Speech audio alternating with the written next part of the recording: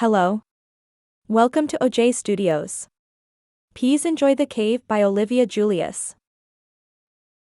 If you grew up where I did, you'd know that most stories worth telling start in the woods.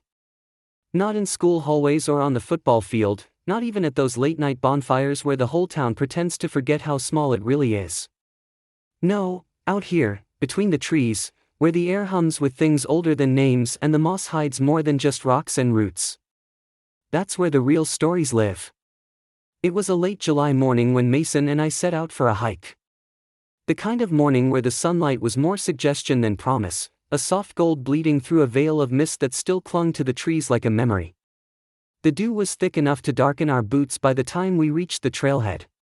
Everything smelled like damp earth, pine needles, and the sort of quiet that only comes before something begins. The lake, a small, horseshoe-shaped stretch of water nestled at the far edge of our land, was completely still, not even a ripple to disturb its mirrored surface. It looked less like water and more like a glassy hole punched into the world, surrounded by thick woods that seemed to lean in just a little closer when no one was watching. We'd passed it a dozen times before. Swam in it. Skipped stones across it. We even dragged an old canoe out there once just to see how fast we could paddle from one end to the other. It was our place. My family's owned this patch of land for generations. Grandpa built the dock, Dad rebuilt it, and someday, I guess, I'll do it again. I've fished off that dock, camped by the shore, watched lightning storms roll in across the water. I know these woods. I know their sounds, their turns, the way they change from green to gold in the fall and turn ghostly in the snow. So when I say I know them like the back of my hand, I mean it. Or, I thought I did. Mason kicked a pinecone along the narrow trail as we walked. You sure you want to do this? He asked. We could just hang out on the dock. You mean sit around and throw rocks in the water all day? I said with a smirk. Nah. Let's find something new. I've got a good feeling. That good feeling led us to a break in the brush I hadn't noticed before. It was weird. I must have passed it 100 times, but somehow it had blended into the trees, hidden just enough by overgrown vines and mossy branches to escape notice. There wasn't a proper trail, just a narrow depression in the ground that looked like it hadn't been walked in years. I stopped. You see that? Mason looked up. What? That path. I've never seen it before. He squinted. Looks like animal trail. Probably leads to a deer bed or something. I shook my head. No, look, see how it curves around? And those stones, it's too straight to be random. He gave me a look like he was already regretting coming along. Or it's just nothing and we're about to get eaten by a bear. I grinned and ducked under a branch. Only one way to find out. The deeper we went, the quieter it got. The chirping birds and rustling leaves that usually filled the woods faded behind us, replaced by a sort of heavy stillness. Even Mason stopped joking after a while. The path twisted and dipped, eventually leveling out behind a thicket of blackberry bushes. That's where we found it. A narrow, jagged opening in the base of a limestone outcrop, half hidden behind tangled roots and a curtain of moss. It wasn't tall. Maybe 4 feet at most. The mouth of it looked like it had been sliced into the rock by something ancient and angry. What the hell? I whispered, kneeling to get a better look. Mason didn't move. Dude. No. I didn't answer. I was staring at the faint markings etched into the rock around the entrance, like someone had tried to carve something, but time had nearly erased it. You're not thinking about going in there, Mason said, his voice sharp. Why not? Because it's a freaking cave, Nate. We didn't bring lights. We don't know how deep it goes. You go in there and fall in a hole or hit your head, you're screwed. We're in the middle of nowhere. I'll just take a quick look, I said. Not going deep. Just. I don't know. It feels like it's been waiting for someone. He folded his arms, jaw clenched. You say stuff like that and wonder why I don't trust this. I glanced back at the cave. Something about it pulled at me, like it had always been there in the corner of my mind, waiting to be remembered. "I'm serious, Nate," Mason said. "We should go back. Tell your dad or something. Let someone else check it out." But I was already reaching for the flashlight on my keychain. The air around the cave mouth was colder than it should have been. As I leaned in, a strange smell hit me, not rot, not mold, but something dry and old. Like stone and time. "I'll be 5 minutes," I said, crawling forward. "Damn it, Nate." He didn't follow. The last thing I heard before the darkness swallowed me was Mason's voice, low and scared. "If you don't come out in 10 minutes, I'm getting your dad." I crawled in on hands and knees, the cold stone scraping against my palms. The beam from my keychain flashlight cut a narrow tunnel of light into the blackness. The ceiling was low at first, so low I had to duck my head. Dust filled the air, dry and ancient. After about 10 feet, the tunnel widened and the ceiling lifted. I stood slowly, brushing dirt off my jeans. And then I saw it. The room opened into a cavern at least the size of a barn, maybe bigger.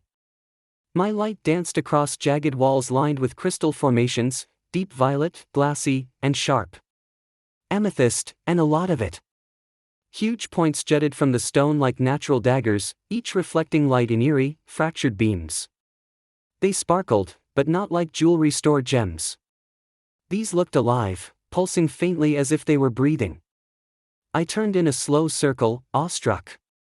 "How is this even here?" I whispered to myself. And then I saw the center of the room. A pedestal rose from the stone floor, carved from the same deep purple amethyst. It was smooth and geometric, clearly shaped by hands, not nature. Unlike the wild, raw walls, the pedestal looked intentional. Ritualistic, even. My flashlight beam fell on what sat atop it. A single, perfectly cut diamond. It was small, no bigger than a bottle cap, but the way it caught the light made it look impossibly bright. It didn't sparkle so much as shimmer with a light that wasn't mine. I felt my chest tighten. Every instinct screamed that I shouldn't touch it. That I was standing somewhere sacred, or cursed. But I reached out anyway. The moment my fingers brushed the diamond, a jolt shot through me, like static electricity, but deeper, like it buzzed through my bones. The cave groaned around me. The crystals in the walls began to hum, a low vibration I could feel in my teeth. Then the floor shook. The entire cave trembled violently, and I staggered back, clutching the diamond in my fist. The pedestal cracked down the middle with a sound like ice breaking on a frozen lake. Crystals on the walls flared with sudden, blinding light. I stumbled, dizzy. The air grew thick, spinning around me like a tornado of heat and wind and sound. Everything warped, the cave, the light, the very ground beneath my feet. I couldn't tell which way was up. My vision blurred into streaks of purple and white. My ears rang with a noise I couldn't place, a whisper and a roar all at once. Then I fell. Or maybe the world fell away from me. I woke up gasping, on all fours. My hands trembled against the cold stone floor, slick with sweat. My vision swam, blurry and pulsing, like I was still half-trapped in whatever nightmare had slammed through my brain. The only sound was my ragged breathing echoing off the cavern walls. I sat back on my heels, blinking hard. At some point, I must have blacked out. The diamond was gone from my hand. The pedestal, it was cracked clean down the middle, just like I remembered, but no longer glowing. The crystals along the walls had dimmed. No more humming, no shaking, no otherworldly light. Just silence. And that's when I noticed something was wrong. Very wrong. The first thing I saw was my hand. It looked smaller. Slimmer. The fingers weren't mine. My skin was paler, too. I looked down at my arms, thinner, my shoulders narrower. My heart thudded as I scrambled to my feet and... What the hell? My voice cracked in a higher pitch than I'd ever heard come out of me. Breath hitched in my throat. I looked down again, this time at what I was wearing. Gone were my red swim trunks and old band tee. In their place was a light blue one-piece swimsuit that clung tightly to a frame that wasn't mine. I reached up and touched my chest, my breath caught again. Then I touched my face. My hair. It was longer now, brushing just past my jaw, softer. I backed away from the pedestal, nearly tripping. No, no, no. I turned in a full circle, panic rising fast. This wasn't just a bad dream or some weird aftershock from the cave. My body was different. Completely different. I was a girl. I clenched my fists, trying to breathe, trying to think. The room spun again, though this time it was just panic, not magic. What happened to me? I whispered. There was no answer. Just the cave. And the faint, cold wind whistling through it like it was laughing. I stood up slowly, legs shaking like I'd just run a mile. My knees felt weak, like they didn't quite belong to me. I staggered toward the nearest wall and leaned against it, pressing my shoulder into the cool stone for balance. My breath came in short, sharp bursts. My mind was racing, trying to make sense of what I was seeing, what I was feeling. I looked down at myself again, more carefully this time. The swimsuit hugged my body tightly, showing curves I'd never had before. My waist tapered inward, and my hips flared just slightly wider. My chest rose and fell with every breath, soft, rounded, undeniably different. I swallowed hard, heart pounding. This couldn't be real. Hands shaking, I reached up and tugged gently at one of the straps of the swimsuit, pulling it slightly away from my shoulder, then let it snap back. It stung a little. Real enough. I hesitated, then slowly ran a hand down my side, over my hip. My skin felt sensitive. Softer. Every nerve felt sharper, more alert. I felt everything. I looked around, like someone might be watching. Of course, no one was. Just shadows and cold crystal. Taking a shaky breath, I pulled the strap of the swimsuit a little farther, peeking underneath, just enough to confirm what I already knew but couldn't quite believe. My stomach twisted. This wasn't a costume or a prank or a dream. I really was a girl. I let the strap go and stumbled back a step, staring down at myself, my mind buzzing with too many questions and not enough answers. What the hell is happening to me? I whispered. The cave gave no reply. But somehow, I knew this wasn't over. The silence in the cave felt like it was pressing down on me. I didn't want to stay another second. I turned and stumbled back toward the narrow tunnel I'd crawled through earlier, crouching low and using the fading light from my keychain flashlight to guide me. The cold stone scraped at my arms and knees, but I barely noticed. I had to get out. When I finally saw daylight, a thin slash of brightness in the distance, I almost cried with relief. I scrambled toward it, crawling faster now, my new limbs awkward and unfamiliar. My hand slipped once, my elbow hit rock, but I didn't stop. Then I heard a voice, muffled, but close. Nora? Nora, are you okay? Nora? I blinked hard as I emerged from the tunnel into the thick, green shade of the woods. I squinted against the light and found Mason crouching by the entrance, wide-eyed and clearly worried. You're okay, he said, reaching out to help me. God, I was about to go in after you. I took his hand and let him pull me the rest of the way out. My legs wobbled under me, and I nearly collapsed into him. He caught me, steadying me with both hands on my shoulders. Are you hurt? What happened in there? He asked. I stared at him, completely stunned. His voice, his face, his eyes, it was all the same Mason I'd known for years. But there was something in the way he was looking at me now. Like he didn't see a friend who had gone into a cave as one person and come out as another. Because to him, I had always been this. Mason, I croaked. It's me. Nate. Something happened. I don't know how, but... He blinked, confused. Nate? What are you talking about? My heart stopped. You're Nora, he said, slowly. My girlfriend. You hit your head or something in there? My stomach turned cold. No. No, I'm not. He frowned and stepped closer, his brow furrowed. Babe, you're scaring me. Don't call me that, I snapped, backing away. My own voice startled me again, sharp and high, filled with panic. Mason, I'm Nate.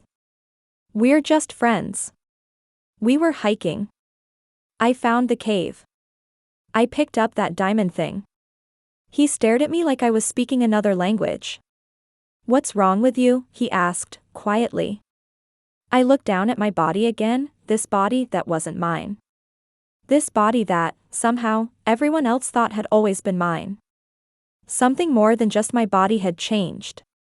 Reality itself had shifted. I took a shaky step forward. Mason, I'm not messing around. Something happened in that cave. I was Nate, your best friend.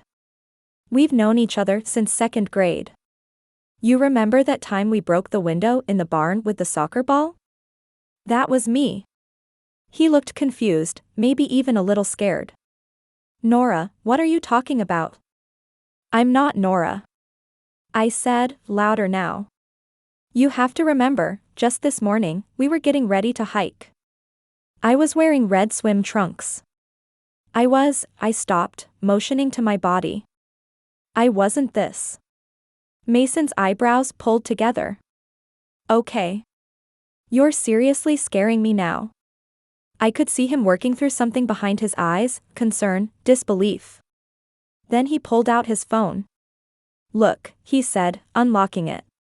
You think you're Nate, right? Okay. What about this? He opened the photo gallery and started swiping through pictures. This was last week. You and me at the lake. He turned the screen toward me. It showed a girl, me as I looked now, laughing as Mason tossed water at her from the lake's edge. I was in the same light blue swimsuit, hair pulled back in a messy bun. The girl and me was leaning toward Mason like we'd known each other forever. My knees went weak again. He swiped. Another picture. The two of us on a porch swing, her and me resting her head on his shoulder, his arm around her. Swipe. Us at the diner in town, grinning over milkshakes. Us lying on the grass in front of the barn, pointing up at clouds. My heart pounded louder with every image. I don't understand, I whispered. These aren't fake, Nora, he said gently. They're all time-stamped. You've been acting a little off since you came out of that cave. Yeah. But you're you. You're my girlfriend. I couldn't breathe. It felt like the whole world had tilted sideways, and I was sliding towards some place I didn't recognize. None of this is right, I said, voice cracking. I'm not supposed to be her. I didn't live those moments. I remember being Nate. I remember being me. He shook his head slowly, looking at me like I was breaking apart in front of him. Nora, maybe you hit your head worse than you think. Or maybe you had some kind of episode. I backed away again, gripping my temples. No. It's real. Something changed. Something in that cave rewrote everything. You, me, the whole world. Nora. I'm not Nora. He reached out, but I pulled away. I needed space. I needed answers. And I needed to figure out what that diamond had really done to me. I turned away from Mason, my mind spinning faster than I could think. I needed proof, something solid. Something that showed I wasn't losing it, that I hadn't just imagined my entire life as someone else. My backpack was still where I dropped it earlier, lying in the grass a few feet from the cave entrance. I dropped to my knees and yanked the zipper open. My hands paused. The first thing I saw was a folded piece of clothing. I pulled it out slowly. A light, floral patterned skirt. Not mine. Not Nate's. But it matched the swimsuit I was wearing like it had been picked out together. I dropped it on the grass and dug deeper. A pair of sandals. Pink trimmed and delicate. A bottle of sunscreen. Hair ties. Lip balm. A compact mirror. Even the towel rolled up at the bottom was pastel blue, not the ratty old one I'd brought with me this morning. Everything in the bag screamed hers. Nora's. I sat back hard on my heels, staring down at it all. No, I whispered. I packed this bag. I remember packing it. But the memory was already fading. I couldn't picture what shirt I'd picked out that morning. I couldn't recall folding my swim trunks or grabbing my phone charger. It was like someone had gone into my mind and erased the details, smudging everything until only this version remained. Behind me, Mason stepped closer. You okay? I didn't answer. My hands trembled as I picked up the skirt and stared at it. The fabric was soft, thin, made for slipping over a swimsuit.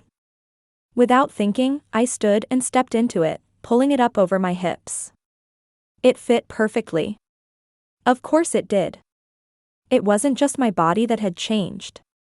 It was my life. I turned slowly toward Mason. He was watching me carefully, like I might break. Maybe I already had. I don't know what's real anymore, I said softly. You are, he said, gently. Whatever's going on, you're still you. But I wasn't sure that was true anymore. Not even a little. I turned to Mason, still clutching the edge of the skirt like it could anchor me to something real. Come with me, I said. He frowned. Where? Back into the cave. Mason took a step back. Nora, I'm not going back in there. You were out for, 15 minutes, and you came out totally different. That place is messed up. I know, okay? That's why you need to see it for yourself. Just, please. I need you to believe me. He hesitated, eyes searching mine. Something in my voice must have hit home, because finally, with a reluctant sigh, he nodded. Fine. But if I start glowing or shaking or something, I'm blaming you. I managed a half smile. Deal. We ducked back through the narrow tunnel, crawling single file into the darkness. My flashlight flickered weakly, casting shadows across the crystals. They dulled again, lifeless and gray, like the cave had gone to sleep. When we reached the center chamber, I led him to the pedestal. This is where it happened, I said, pointing to the cracked amethyst base. The diamond was right here. Mason looked around. Well, it's gone now. And nothing's humming or spinning or trying to kill me, so maybe it was a one-time thing. Maybe, I murmured, but my skin still prickled. I stepped back. I'm going outside. Just, don't touch anything. He raised both hands. I'm not the one picking up magic diamonds. I crawled out into the sunlight again, breathing hard. The warmth of the forest hit me like a wave, but it didn't feel comforting. I crouched in the grass, head spinning. Then, just as I started to get up. Nora? I turned toward the voice. Mason was standing at the mouth of the cave, blinking in the sunlight. Only it wasn't Mason anymore. She looked down at herself, then at me, her mouth opening and closing like she couldn't find the right words. Her dark brown hair now spilled over her shoulders in soft waves, her features slimmer, more delicate. She was wearing a one-piece swimsuit, striped in pink and purple, clinging tightly to a frame she clearly didn't recognize. What the hell, she started, voice now distinctly feminine, and just as shaken as mine had been. I stood slowly. Yeah, I said quietly. Welcome to my nightmare. Mason stood frozen at the edge of the cave, her arms wrapped around herself like she was trying to hold her entire body together.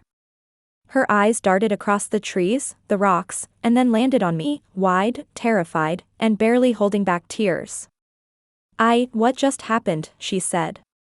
Her voice was soft now. Higher. There was a crack in it, like it didn't quite belong to her. I took a cautious step forward. You went in. And now, you're like me.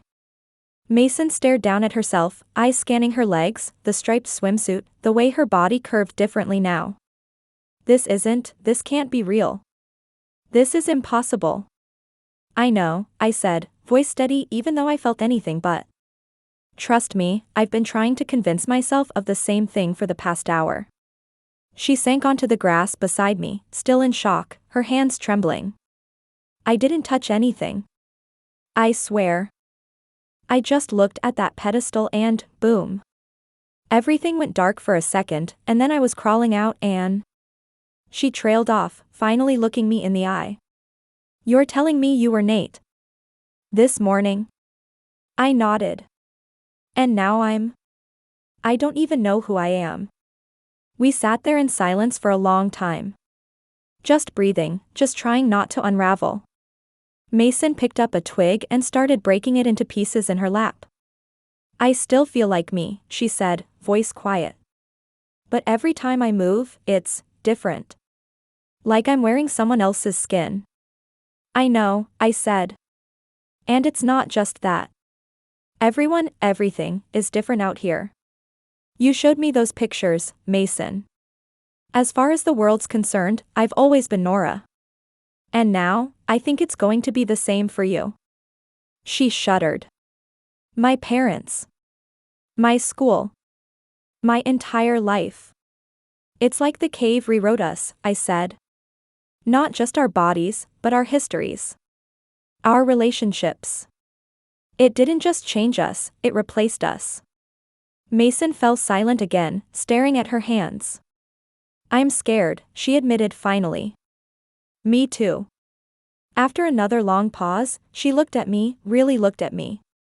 Do you think there's a way to undo it? I don't know, I said. But I'm going to find out. Mason nodded, jaw set now. Then I'm with you. Whatever this is, we figure it out together. And just like that, despite everything, we weren't alone in it anymore. We didn't know what came next. But at least now, we'd face it side by side. I started pacing. Back and forth, kicking at loose pebbles and dry leaves. The forest buzzed quietly around us, uncaring, while my thoughts churned like a storm. Mason, or whatever version of Mason this was now, sat silently by the cave entrance, hugging her knees. This isn't just some weird magic trick, I muttered to myself. It's rewriting things. Not just our bodies, our names, our histories. It's like that cave reached out and snapped the thread of who we were, and tied it to someone else. I glanced at Mason, no, not Mason. Not anymore. She looked up at me, her expression hollow. Your name's not Mason, I said slowly. She blinked, confused. You're Madison, I said. I don't know how I know that, but I do. That's who you are now. Who the world thinks you've always been. Madison's lips parted, and she nodded slowly, like the name had been sitting just behind her eyes the whole time, waiting for someone to speak it aloud. Madison, she repeated, softly. It sounded unfamiliar on her tongue, like trying on a new coat that didn't quite fit. Yeah, that feels right. Or at least, it doesn't feel wrong. I stopped pacing. We need to get back to the house, I said, suddenly decisive. There might be something there. Old journals, property records, anything about the cave. My family's had this land for generations. If anyone ever found that thing before, maybe they left something behind. Madison stood, brushing dirt from her legs. You think someone else went through this? I don't know, I admitted. But someone built that pedestal. Someone put that diamond there. And maybe, just maybe, they knew what it could do. She stepped up beside me, calmer now but still visibly shaken. Okay. Then let's find out. We turned away from the cave, the trees parting ahead like the world was holding its breath again. And this time, we were ready to ask the questions it didn't want to answer. We cut through the woods in silence, the sound of our sandals crunching twigs the only thing marking our path. Neither of us had the energy to speak. The trees thinned until we reached the back fence of my family's property, the weathered boards and rusted hinges somehow more familiar than my own reflection. The back door creaked open like it always had. I stepped inside first, feeling the cool air of the house wrap around me. Everything smelled the same, wood polish, old books, the faint trace of whatever my dad had burned in the fireplace last week. But as we climbed the stairs to my room, dread crept up my spine. I pushed the door open. Madison let out a low gasp behind me. My room, Nate's room, was gone. Where there used to be posters of action movies and sports teams, now hung pastel-colored art prints of butterflies, beaches, and pop idols. The bedspread was pale pink with white floral trim. There were throw pillows. Throw pillows. My old wooden dresser had been painted white and was now covered in little glass jars, hairbrushes, and perfume bottles. But the worst part. I turned to the wall near the closet. My breath caught in my throat. Where my framed varsity football jersey had hung, now displayed behind the glass, was a maroon and white cheerleading uniform. My name, Nora, was stitched on a small part of the skirt in small cursive script. The frame even had a glittery border. Madison stepped beside me, eyes wide. They changed everything. I nodded numbly, then snapped out of it. We need to get out of these swimsuits. She nodded quickly. Yeah, good idea. We rifled through the closet and drawers, finding clothes that felt more like costumes than anything else. Jeans. A few fitted t-shirts. Some bras, which we stared at like alien technology. Have you ever? I started. Nope, Madison said, picking one up by the straps like it might bite her. We fumbled through it together, figuring out how to clasp them, adjust the straps, where everything was supposed to go. It felt like solving a puzzle with no picture on the box. After some awkward wrangling and nervous laughter, we got them on. I tugged a plain black t-shirt over my head, then slid into a pair of snug jeans that hugged in ways I wasn't used to. Madison chose a loose navy tee and pale blue jeans. We looked at each other. Still us, but not. You okay? I asked. Madison shrugged. Not really. But better. Covered, at least. Yeah, me too. I turned to the room once more. Every inch of it whispered someone else's life. Someone I apparently was, now. And somehow, it wasn't just me anymore. We needed answers. And they weren't going to be in this room. We headed downstairs, footsteps creaking on the old wooden steps, still getting used to the way our bodies moved now, lighter, slightly off balance, unfamiliar in 100 little ways. As we reached the front hall, the door swung open with a soft click. My mom stepped inside, setting a bag of groceries on the entryway table. Her short hair was wind-tousled, her cardigan tugged slightly to one side, and she looked up just in time to freeze mid-step as she saw us. Her eyes locked onto mine, then shifted to Madison. For a moment, the silence was like ice between us. Then she set the bag down carefully and closed the door behind her. You two were in the cave, weren't you? She asked quietly. Madison and I looked at each other, then back at her. I swallowed. You know about it? She nodded slowly, her expression unreadable. Madison stepped forward, voice a bit shaky. Do you remember us, before? My mom took a deep breath. Yes. I remember. Madison blinked. You remember us as boys? Another nod. But how? I asked. Everyone else, photos, names, reality, it all changed. She walked closer and leaned against the staircase railing. Because I went through it too. The words dropped like a stone. What? She gave me a small, sad smile. When I was 6. I wandered off during a summer picnic by the lake. Found the cave. Found something inside. It was different for me, less dramatic, I think. But when I came out, I wasn't the same. My name was Anna. Always had been, according to everyone else. But I remembered being someone else. A boy. I stared at her, speechless. You've known this whole time? I whispered. I hoped it was over, she said. That the cave wouldn't open again. It's been closed for decades. But today, I felt something. I knew. Madison shook her head, barely able to process it. So we're stuck like this? No, Mom said. You're not stuck. But you are changed. And now that you've been touched by it, the cave won't forget you. Her gaze sharpened as she looked between us.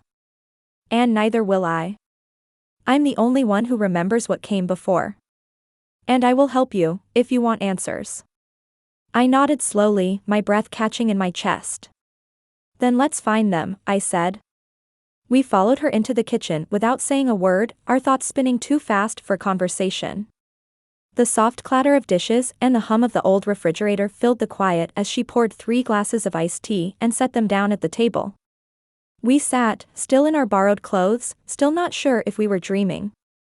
She finally took a seat across from us and folded her hands. When I went into the cave, I wasn't looking for anything.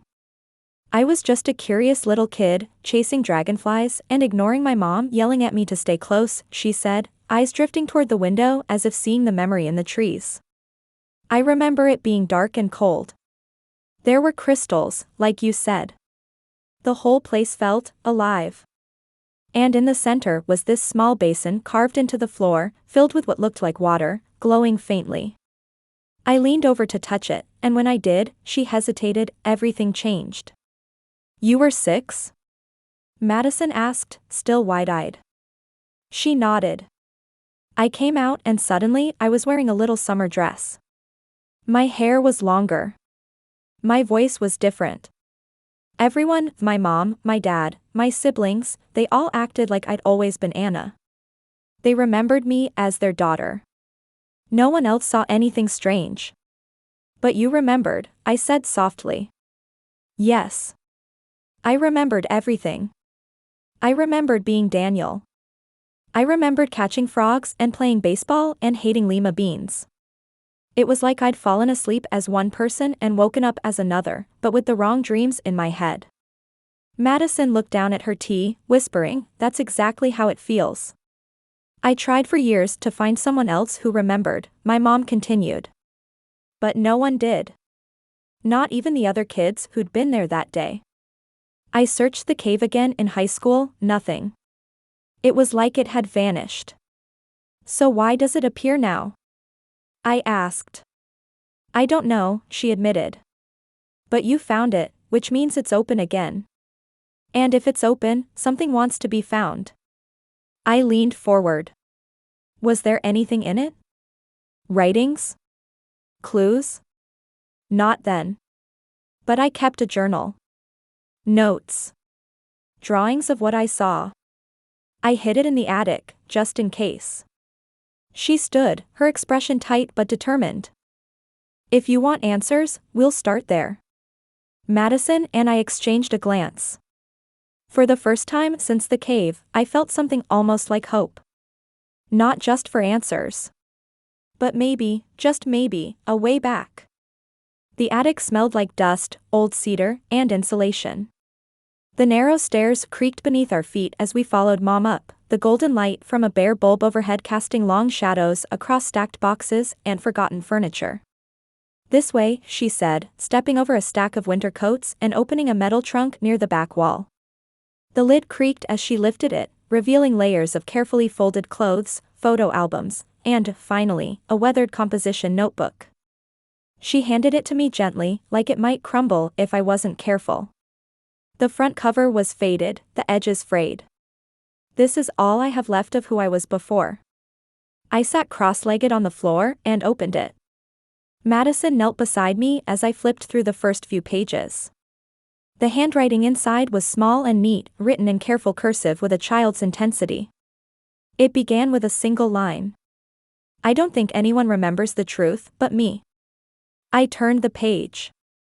Entry, July 14th. Everyone thinks my name is Anna now. I don't know how they forgot. Even Mom says I've always been her daughter.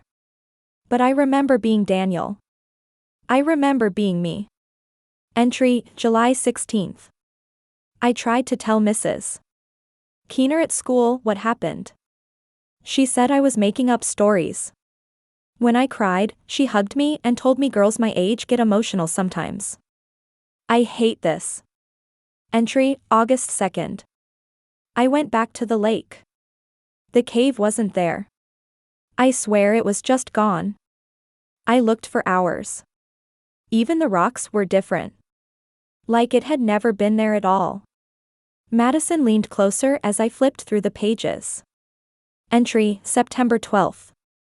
I think maybe the cave only opens for certain people. Maybe it chooses. I don't know why it picked me. Or why it let me remember. Entry, October 5th. Everyone says I've always been Anna. I'm starting to forget what Daniel looked like in the mirror. I draw him sometimes. Just so I won't forget. I stopped reading. The next page was blank. That's the last entry, I said softly. No explanation, Madison murmured. No spell. No way back.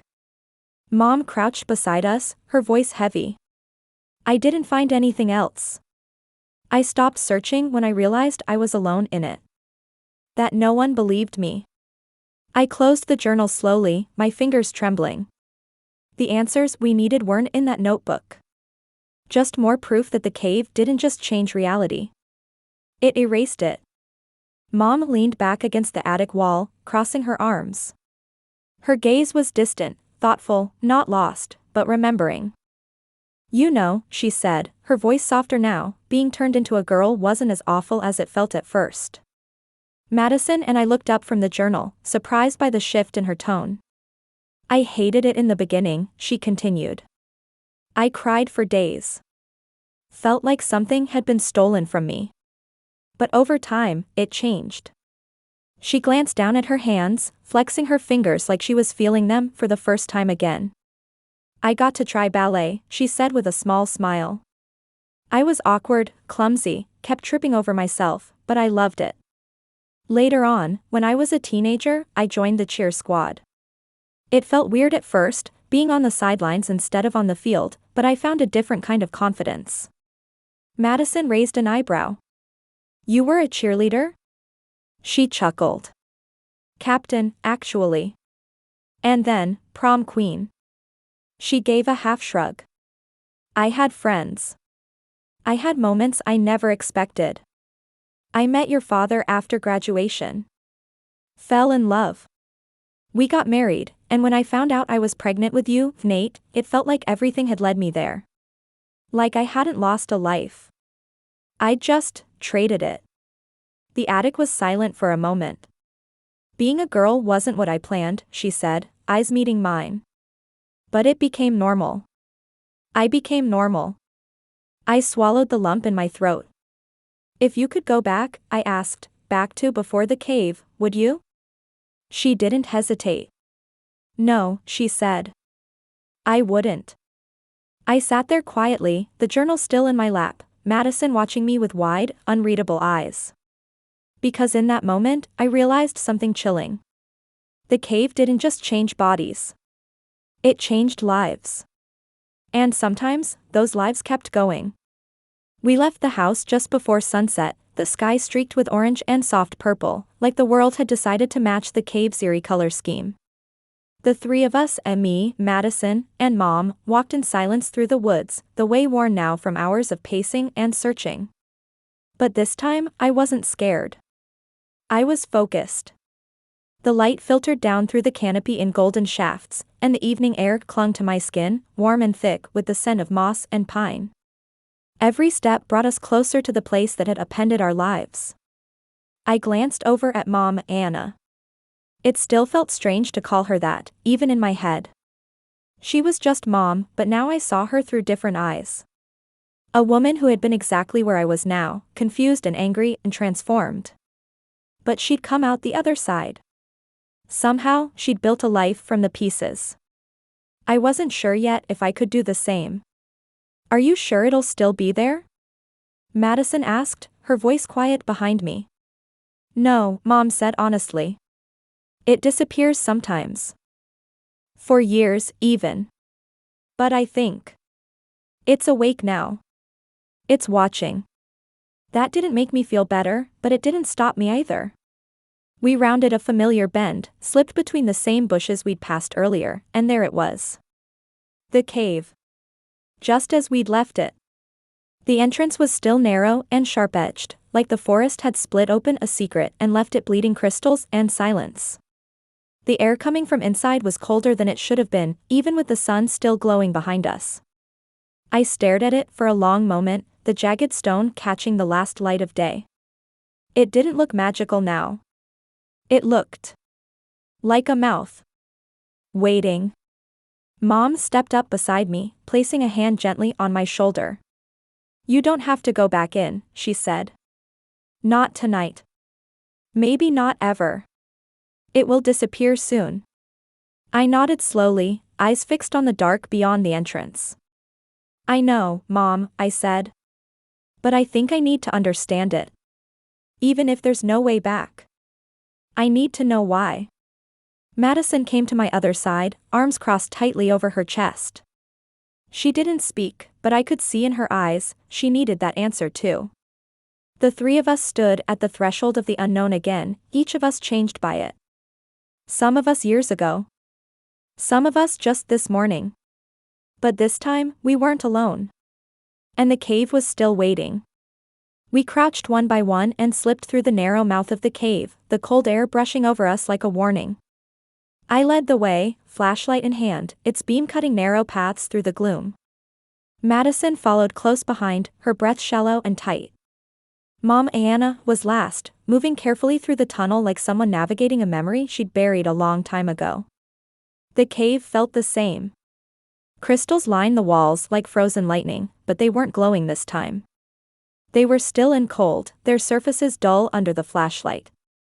The silence was so deep I could hear the faint shiver of Madison's breath behind me. And then, it happened. A flash. Brighter than lightning, soundless, blinding. I didn't have time to scream. I didn't even have time to think. Just a split second of light and weightlessness, like the entire world dropped out from under us. And then it was gone. We were standing in the same spot. The same cave. Same walls. Same cracked pedestal in the center. But everything was different. I looked down at my hands. My arms were thicker. My shoulders broader. My jeans were looser. I touched my chest, flat again. I reached up to my face, to my hair, short now, brushing against my forehead. Madison let out a sharp breath beside me. "Nate?" I turned to him, and saw the same changes reflected. His eyes wide in disbelief, his voice unmistakably male again. "Yeah," I said. "I think so." We both turned at the sound of a cough behind us. A small boy stood near the wall, his clothes slightly oversized, his face familiar but younger, 6 years old, messy dark hair, and blinking rapidly like he'd just woken from a long dream. "Mom?" I said, my voice cracking. The boy looked at us. "Anna," he corrected softly. Then he shook his head, his voice high and uncertain. "No. Daniel. I think. I'm Daniel again." The cave didn't just remember us. It restored us. For the first time in what felt like forever, I was Nate again. But something about the silence in the cave felt deeper now. Final. As if the cave had done what it needed to do, and was ready to sleep again. The quiet didn't last. From the far side of the chamber, where the crystal shadows stretched darkest, footsteps echoed. Soft but certain. A figure stepped out from the gloom, an old man, hunched and draped in a long gray coat, his face lined like cracked stone and his eyes sharp with a kind of ageless clarity. He smiled faintly when he saw us. "Not many visitors," he said. His voice was deep and even, like the cave itself was speaking through him. "Not anymore." None of us spoke. I could feel the hairs on the back of my neck stand up. "I'm the keeper," he said. "Of this place. Of the change. It doesn't matter what name I had before. I've seen more lives turn than you'll ever know." He stepped closer, looking at each of us in turn. The cave shimmered. Its jagged walls of amethyst pulsed softly with a new kind of light, not blinding, not harsh, but slow and rhythmic, like a memory coming back to life. The old man raised his hand and motioned toward the far wall. As we watched, the crystal surface rippled like water, and a scene began to take shape within it. A forest clearing. A boy, maybe 6, in dirt-streaked shorts and a scabbed knee, wandered toward the mouth of the cave with wide eyes and a stick in one hand.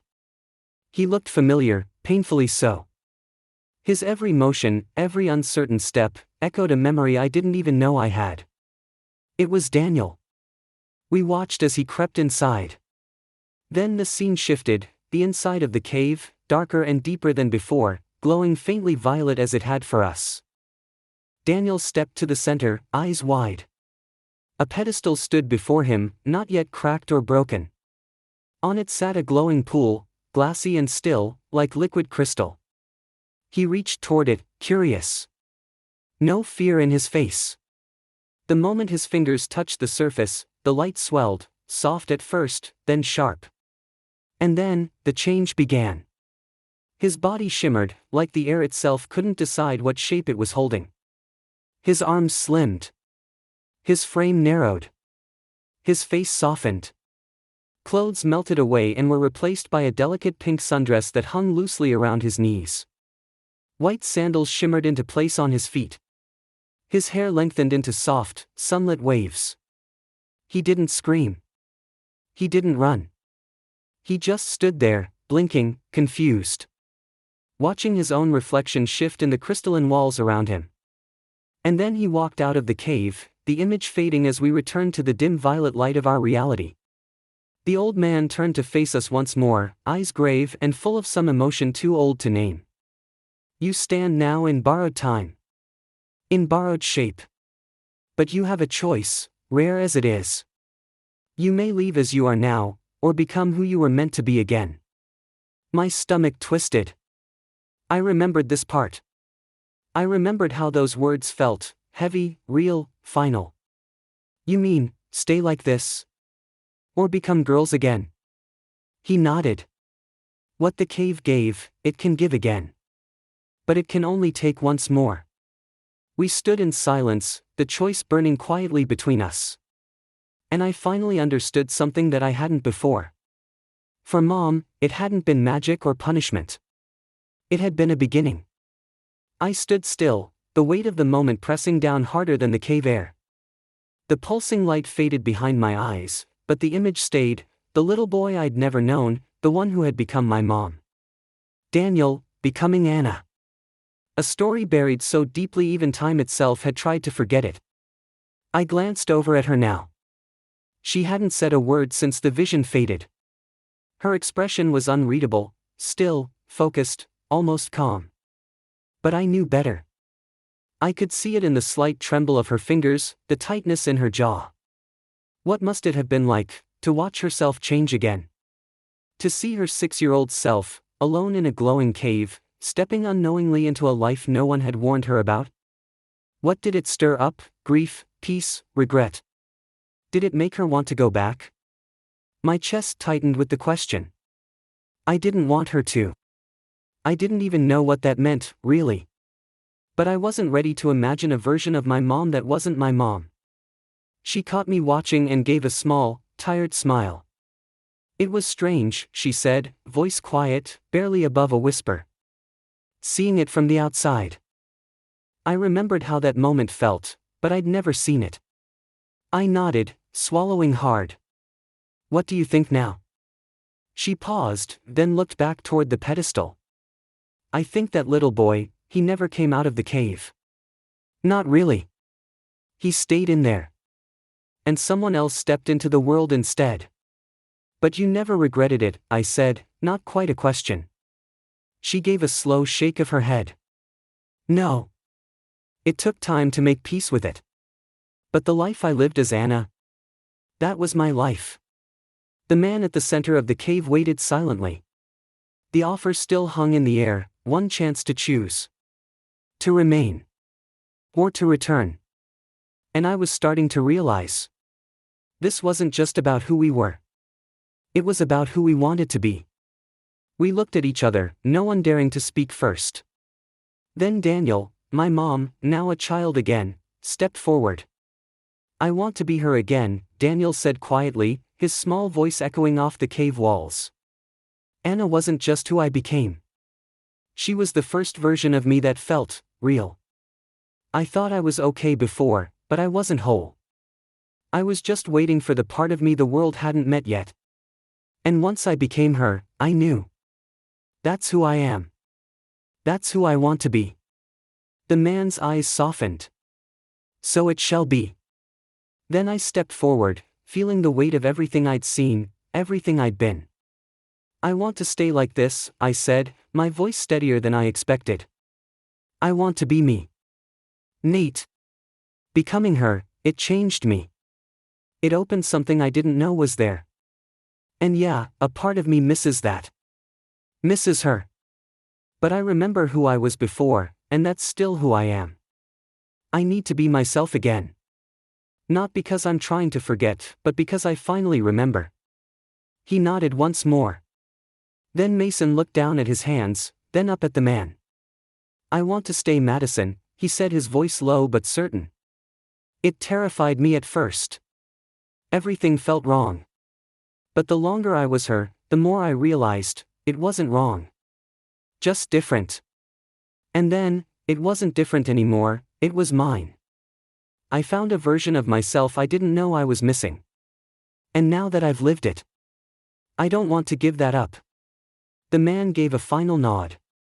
As you choose. Then the light shifted. The crystals flared. The air warped around us again, and everything went dark. I woke up in my bed.